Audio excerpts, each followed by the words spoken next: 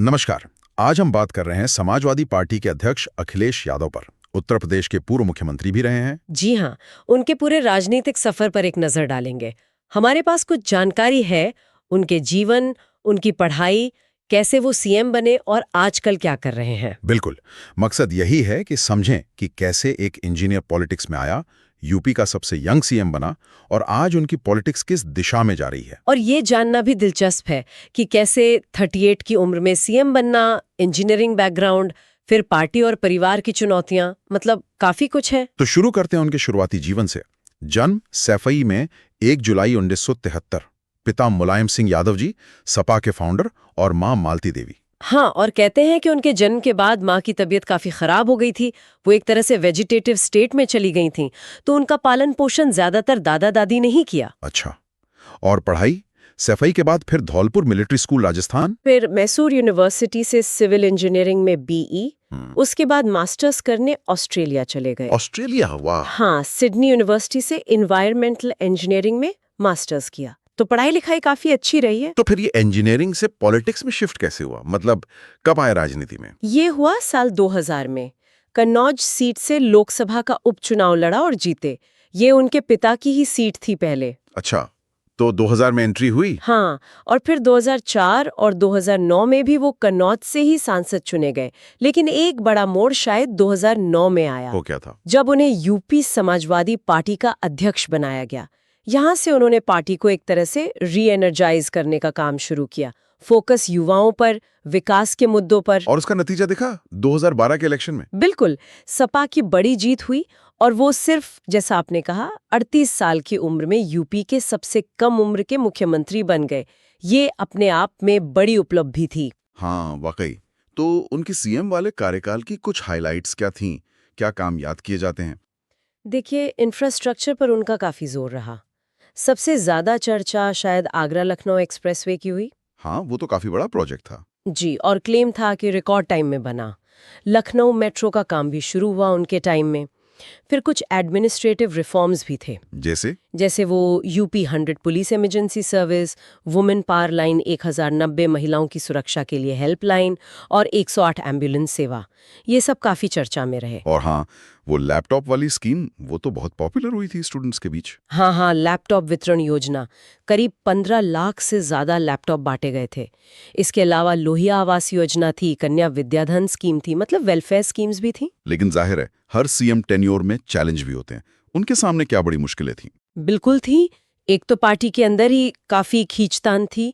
उनके चाचा शिवपाल यादव के साथ जो मतभेद थे, वो खुलकर सामने आ गए। हाँ, वो काफी खबरों में रहा था। जी, उसका असर सरकार पर भी दिखा और पार्टी पर भी। दूसरा, लॉ एंड ऑर्डर, मतलब कानून व्यवस्था की स्थिति को लेकर विपक्ष और मीडिया अक्सर उनकी सरकार पर सवाल उठाते थे। और फिर 2017 में इलेक्शन हार गए। सपा कांग्रेस का गठबंधन था तब। हाँ, हार के बाद इस्तीफा दिया। फिर 2022 से 2024 तक वो यूपी विधानसभा में लीडर ऑफ ऑपोजिशन रहे। और अब 2024 में वापस कन्नौज से जीतकर लोकसभा पहुंच गए हैं और अपनी पार्टी के पार्लियामेंट्री लीडर भी हैं। जी, ये जो पार्टी और परिवार वाली खींचतान थी चाचा शिवपाल यादव के साथ, वो बाद में सुलझ गई। देखिए, वो तनाव इतना बढ़ गया था कि शिवपाल जी ने अपनी अलग पार्टी बना ली थी, प्रगतिशील समाजवादी पार्टी लोहिया। अच्छा, हाँ। लेकिन फिर 2022 के विधानसभा चुनाव से ठीक पहले दोनों गुटों में एक तरह का समझौता हो गया और वो वापस सपा के साथ आ गए। पर इस पूरे दौर में रामगोपाल यादव, जो उनके पिता के चचेरे भाई हैं, वो अखिलेश के साथ मजबूती से खड़े दिखे। समझ गया। तो अब अगर हम उनकी मौजूदा रणनीति की बात करें तो क्या दिख रहा है? आजकल इंडिया ब्लॉक में भी काफी एक्टिव है। हाँ, बिल्कुल। वो इंडिया गठबंधन के एक प्रमुख चेहरे बनकर उभरे हैं और उनकी पॉलिटिक्स का फोकस भी थोड़ा शिफ्ट हुआ है। कैसे? वो आजकल जाति आधारित जनगणना के बहुत मुखर समर्थक हैं और पीडीए पर बहुत जोर दे रहे हैं। पीडीए मतलब? पिछड़ा, दलित, अल्पसंख्यक। ये उनकी कोर स्ट्रेटजी दिख रही है।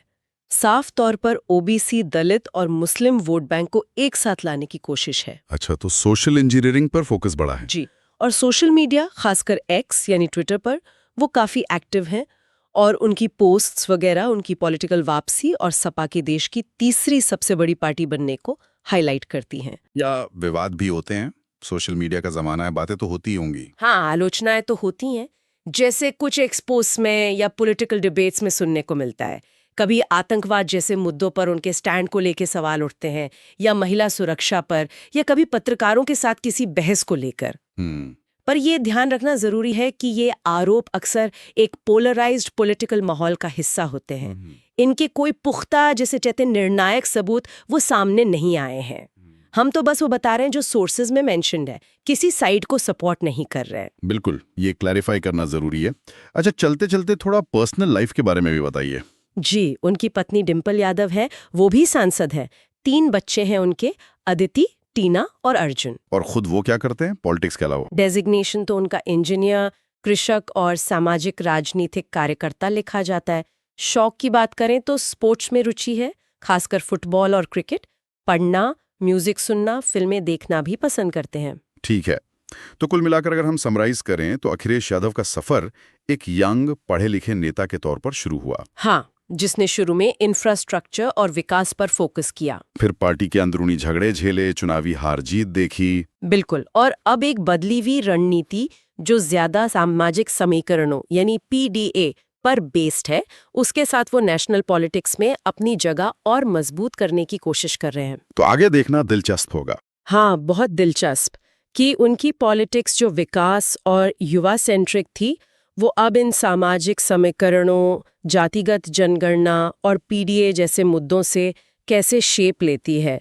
ये जो बदलाव है, ये सिर्फ चुनावी रणनीति है या उनकी राजनीति की लॉन्ग टर्म दिशा, ये देखना अहम होगा, खासकर राष्ट्रीय राजनीति में उनकी बढ़ती भूमिका को देखते हुए।